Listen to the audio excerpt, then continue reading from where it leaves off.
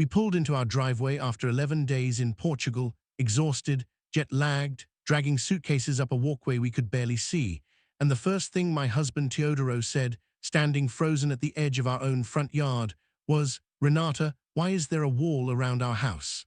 I thought, for one groggy, disoriented second, that he was making some kind of jet-lag joke. He was not joking.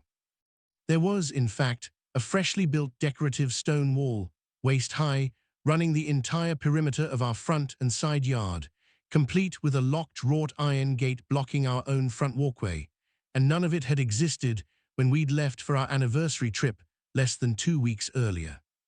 My name is Renata Castellanos. I've lived in Brookhaven Terrace, a community of about 310 homes, for 9 years, and in 9 years, I had genuinely never once imagined that a homeowners association board could, or would, physically alter my property without my knowledge while I was out of the country, but that is exactly what happened. And by the time this story is over, I promise you it gets considerably stranger than a single unauthorized wall.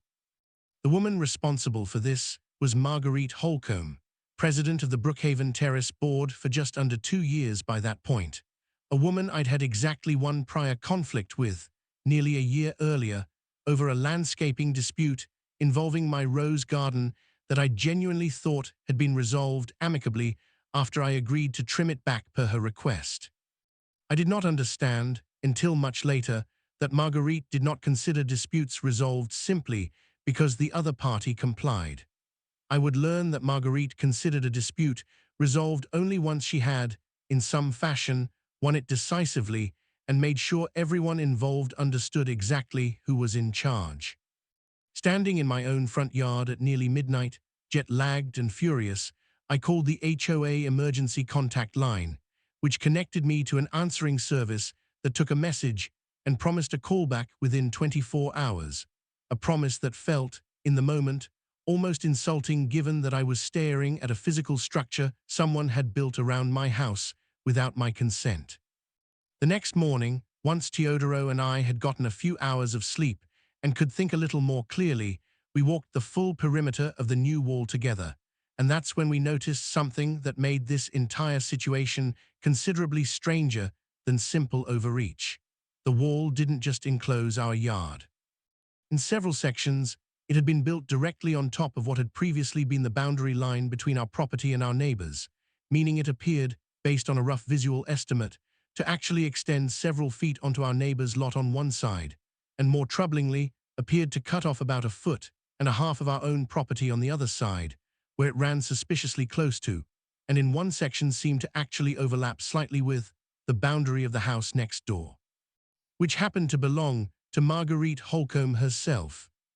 I want to walk you through the moment this really clicked into place for me, because it happened almost immediately, standing at that overlapping section of wall with a tape measure Teodoro had grabbed from the garage. My neighbor on that side, an elderly widower named Bartholomew Ake, who had lived in Brookhaven Terrace even longer than I had, came out onto his own porch when he saw us out there with the tape measure and told us something that made the entire situation snap into focus. Marguerite, he explained, had approached him about 6 weeks earlier, while Teodoro and I were still deep in trip planning and hadn't yet left for Portugal, with a proposal about a community beautification project along the shared boundary area between our two properties, something about decorative stonework that would, in her words to him, enhance the overall streetscape appeal of that section of the block. Bartholomew, who was in his 80s and had grown accustomed over the years to simply agreeing to whatever the HOA proposed rather than fighting battles he didn't have the energy for, had signed some kind of consent form Marguerite brought him. Without fully understanding, he admitted to us now with visible embarrassment that this project involved altering property lines rather than simply adding some plants or edging. I asked him if he remembered anything else about what he'd signed.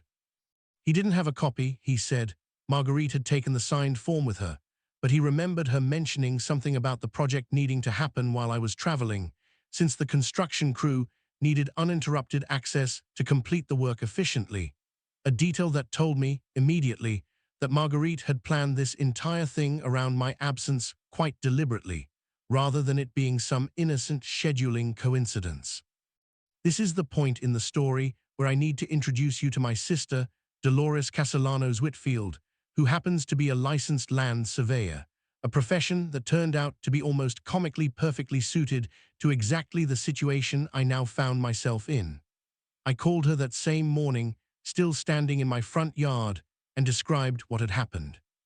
She was quiet for a moment on the phone, and then she said, in the careful, measured tone she uses when she already suspects something is going to turn into a bigger problem than the person on the other end of the line realizes, "Renata, do not touch that wall. Don't move a single stone. I'm driving up this weekend with my equipment." Dolores arrived 4 days later with a full survey kit, and what she found, after 2 days of careful measurement against the original recorded plat for both my property and Bartholomew's, confirmed exactly what my rough tape measure estimate had suggested, and then some. The wall, as actually constructed, encroached onto my property by approximately 14 inches, along nearly the entire length of the shared boundary with Marguerite's own lot on the opposite side. An intrusion that, Dolores explained, appeared to have been done specifically to expand the effective usable space of Marguerite's own side yard, disguised within a project framed publicly as a shared community beautification effort along my boundary with Bartholomew. In other words, Marguerite Holcomb had used her position as HOA president and a signed consent form from an elderly neighbor who hadn't fully understood what he was agreeing to authorize construction that, once actually built, quietly stole over a foot of usable yard space from my property along one section while simultaneously extending onto Bartholomew's property along the other, and had made sure the entire thing happened while I was out of the country and unable to object before the concrete had already set. "This isn't a landscaping dispute anymore," Dolores told me, sitting at my kitchen table with her survey printouts spread across it. "This is unauthorized construction and a boundary encroachment, potentially involving fraud in how that consent form was obtained from Bartholomew, and depending on what authority she actually had to approve this on the HOA's behalf without your consent as the affected property owner, this could be a very serious matter for her personally, not just the association." I called the HOA management office again that same day, this time reaching an actual person rather than an answering service, and requested every document related to the project, the consent forms, board meeting minutes, any permits pulled for the construction, and contractor invoices. What arrived 4 days later, after what felt like a suspiciously long delay for what should have been a simple records request, was thin. There was Bartholomew's signed consent form, dated 6 weeks earlier, described in vague language as authorizing boundary area landscaping enhancement. There was no consent form from me at all, unsurprisingly, since I'd never been asked. There were no board meeting minutes reflecting any formal vote authorizing the project, only a brief line item in an informal email thread between Marguerite and 2 other board members, referencing the project as something Marguerite described as being within my discretionary authority as president for minor common area improvements, a characterization that struck both Dolores and me as an enormous stretch, given that the project, as actually built, extended well beyond any common area and directly onto private residential lots. And there was no permit at all. I want to sit on that fact for a moment because it became one of the single most important pieces of this entire case. A municipality required a permit for any permanent structure over a certain height built near a property boundary, a threshold the wall clearly exceeded, and a search of the county's permit database, which Teodoro ran himself out of simple frustrated curiosity one evening, turned up absolutely nothing filed under Marguerite's name, my address, Bartholomew's address, or the HOA's own corporate name, for any construction project in the relevant timeframe. Marguerite Holcomb had built an unpermitted structure, encroaching on 2 separate private properties, using a consent form obtained from an elderly neighbor who didn't fully understand what he was signing, timed deliberately around my absence, without ever once notifying me, the primary affected homeowner, that any of this was happening.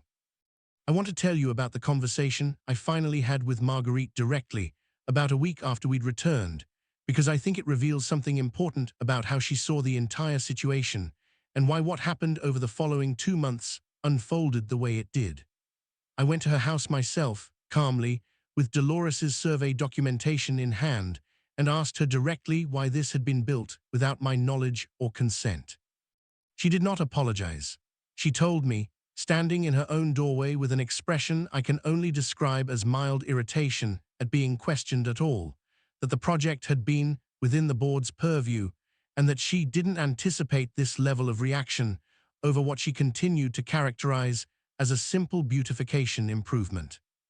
When I pointed out the 14-inch encroachment onto my property specifically documented by a licensed surveyor, she said, without any apparent recognition of how strange this sounded, that she would have someone look into the measurements, but that in the meantime, she saw no reason the wall needed to come down while that review took place. I left her doorway that afternoon with a very clear understanding that Marguerite Holcomb did not believe she had done anything wrong, and did not intend to voluntarily fix any of it unless something forced her to, which meant, as Dolores put it to me later that same evening, sitting on my back porch with a glass of wine and her laptop open to a search of our state's HOA governance statutes, that we were going to have to make something force her. What Dolores found over the following 2 weeks, digging through both our state's specific requirements around HOA authority over individual lot boundaries, and a much stranger discovery buried in the old county plat records for Brookhaven Terrace itself, something involving a boundary dispute from over 15 years earlier that predated either of us living in the neighborhood, ended up giving us far more leverage than either of us expected walking into this. And the moment I finally understood exactly what that old dispute meant, and exactly how it connected to Marguerite Holcomb personally, is the reason this story ends not just with a wall coming down, but with Marguerite covering every single dollar of the cost herself and resigning from the board less than a month later. That's where part 2 picks up. The old boundary dispute Dolores found was buried in a county plat amendment filed nearly 16 years earlier, several years before Teodoro and I ever bought our house in Brookhaven Terrace, and it took her the better part of a week of digging through microfiche records at the county archive, since nothing that old had been digitized yet, to fully piece together what it meant. Marguerite Holcomb and her husband, it turned out, had purchased their home in Brookhaven Terrace nearly 17 years earlier, back when the neighborhood was still being built out by the original developer, and within their first year of ownership, had been involved in a formal boundary dispute with the developer itself over the exact placement of their side yard property line relative to what was, at the time, an undeveloped lot next door. The same lot that Bartholomew Ape would eventually purchase and build on a couple years later. That dispute had been resolved through a formal plat amendment, filed and recorded with the county, establishing a precise, surveyed boundary line between the two lots, a line that Dolores confirmed, after carefully cross-referencing it against her own new survey, sat in almost exactly the same location as the original boundary before Marguerite's new wall had encroached over a foot onto what would become Bartholomew's side. In other words, Marguerite had fought and won a formal boundary dispute over that exact property line once before, 17 years earlier, meaning she understood with total clarity, better than almost anyone else in the neighborhood possibly could, precisely where the legal boundary sat. She could not credibly claim ignorance or an honest mistake about the wall's placement, because she had personally litigated the exact question of where that line belonged nearly 2 decades before. This is the part that changes everything, Dolores told me. Spreading the old plat amendment out next to her new survey on my kitchen table so I could see how precisely they lined up. A homeowner encroaching on a neighbor's property by accident, misjudging a boundary line, that happens all the time, and courts tend to treat it as a good-faith mistake that gets resolved through negotiation or a minor easement agreement. But someone who fought to establish that exact boundary once before and then built directly over it years later while the affected owner was out of the country, that's not a mistake. That's very hard to argue as anything other than deliberate. Armed with both the survey and the old plat amendment, I brought everything to property attorney, a methodical, unflappable woman named Josephine Ademicole, who had handled boundary disputes for over 20 years and who, after reviewing our documents for about 20 minutes in her office, told us something that made the entire situation feel considerably less overwhelming than it had for the past 3 weeks. You have an unpermitted structure, built without the consent of the primary affected property owner, encroaching on 2 separate lots, one of which belongs to someone who signed a consent form he didn't fully understand, and all of it done by a woman with direct, documented, decades-old personal knowledge of exactly where that boundary was supposed to sit. This is about as clean a trespass and encroachment case as I've handled in years, and frankly, the HOA angle actually makes it worse for her, not better, because it means she used a position of community authority to accomplish something that any ordinary homeowner attempting the same thing would have been stopped by a building permit review before a single stone was laid. Josephine sent a formal demand letter to Marguerite within the week, laying out the encroachment findings, the missing permits, the lack of my consent, and the old plat amendment establishing her prior direct knowledge of the boundary, and demanding that the wall be fully removed at Marguerite's personal expense within 30 days, along with restoration of the affected landscaping and compensation for our survey and legal costs. Or we would proceed with formal litigation, seeking the same remedies through the court, along with additional damages for the deliberate nature of the encroachment. I want to walk you through what happened next, because it did not resolve quietly or quickly, and I think it's worth being honest about that, since I know some of you reading this are hoping for a clean, fast resolution, and this took nearly 2 months from the demand letter to full resolution. Marguerite's initial response, through an attorney of her own, was to argue that the project had been properly authorized under her discretionary authority as board president, and that any boundary discrepancy was a minor surveying disagreement that didn't warrant the extreme remedy of full removal. Josephine, in her response, included something that I think finally broke through whatever confidence Marguerite's attorney had going into this. She included a formal request that Marguerite's attorney explain, specifically, under what provision of Brookhaven Terrace's actual governing declaration, a board president possessed unilateral discretionary authority to approve permanent structural encroachment onto a private homeowner's lot without that homeowner's consent, a question that, as it turned out, had no good answer, because no such provision existed anywhere in our declaration. Marguerite's claimed authority had, this entire time, been something she had simply asserted rather than something the governing documents actually granted her. That question sat unanswered for nearly 3 weeks, during which time, unbeknownst to us at first, something else was happening entirely separately that ended up mattering enormously. Word of the dispute had predictably spread through the neighborhood, and Bartholomew Ape, once he fully understood what had actually happened, that the consent form he'd signed had been used to justify encroachment onto not just my property, but effectively facilitated an expansion of Marguerite's own side yard at both our expense, decided to bring his own complaint to the full HOA board, requesting that they investigate whether Marguerite had properly disclosed the true scope and impact of the project to him before obtaining his signature. That complaint, combined with the mounting pressure from Josephine's demand letter, and I suspect a growing awareness among the other board members that they were now personally exposed to liability for having quietly approved an unauthorized, unpermitted encroachment project through nothing more than an informal email thread, is what finally forced the issue to a head. The board called an emergency session, and this time, unlike the informal email exchange that had originally green-lit the project, they voted, with Marguerite abstaining under an obvious conflict of interest, to formally rescind any claimed board authorization for the wall, to require its full removal, and to refer the matter of Bartholomew's improperly obtained consent to the board's own ethics review process. Facing a now unanimous board position against her, in addition to Josephine's mounting legal pressure, Marguerite finally agreed to settle rather than continue fighting.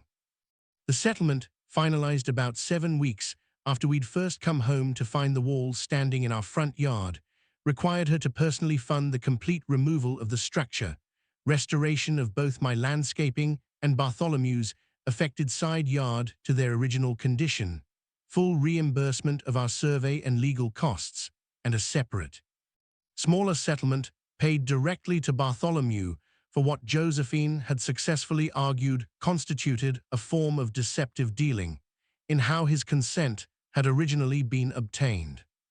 The demolition crew came on a bright Saturday morning in early autumn, and I want to tell you, there is a very specific, deeply satisfying feeling in standing in your own front yard, coffee in hand, watching a wall that someone built without your permission get taken apart stone by stone at that same person's own expense, while several of your neighbors, having heard the demolition was finally happening, wander over to watch as well, a few of them, I noticed, taking photos. Marguerite resigned from the board about 3 weeks after the demolition was complete, citing, in her brief resignation email to the community, personal reasons and a desire to focus on other priorities, language that fooled absolutely nobody in Brookhaven Terrace by that point, given how thoroughly the whole situation had become common knowledge across the neighborhood. She and her husband put their house on the market about 4 months later and moved out of state, and I'll admit, standing at my mailbox the day I saw the moving truck pull away for the last time, I felt less anger by that point than I expected to, mostly just relief, and a certain quiet appreciation for my sister Dolores, whose survey equipment and stubborn insistence that I not touch a single stone of that wall until she'd properly documented everything ended up being the single most important decision in the entire ordeal. Bartholomew, for his part, became considerably more cautious about signing anything the HOA brought to his door after all this, and I know for a fact that at least twice over the following year, he called me directly to ask my opinion before agreeing to anything, which I took, honestly, as one of the nicer unexpected outcomes of this whole mess. A genuine friendship built out of a shared ordeal neither of us had asked for. If there's a lesson in this story, I think it's something Josephine said to me during our very first meeting in her office, looking over Dolores's survey and the old plat amendment spread across her desk. She said that people in positions of small local authority, whether it's an HOA board seat or something else entirely, sometimes come to believe that authority is elastic, that it stretches to cover whatever they personally decide it should, right up until the exact moment someone shows up with a survey, a paper trail, and enough patience to prove otherwise. Marguerite Holcomb had gotten away with smaller overreaches for 2 years by the time she decided to build that wall, and I think, honestly, that pattern of small, unchallenged victories is precisely what convinced her she could get away with something this large, this deliberate, and this poorly disguised. She was wrong, and it turns out that 14 inches of stolen yard space, documented precisely by a licensed surveyor down to the exact fraction of an inch, was more than enough to bring the whole thing crashing down, one stone at a time, exactly the way it had been built. Thumbnail text: She built a wall around my house.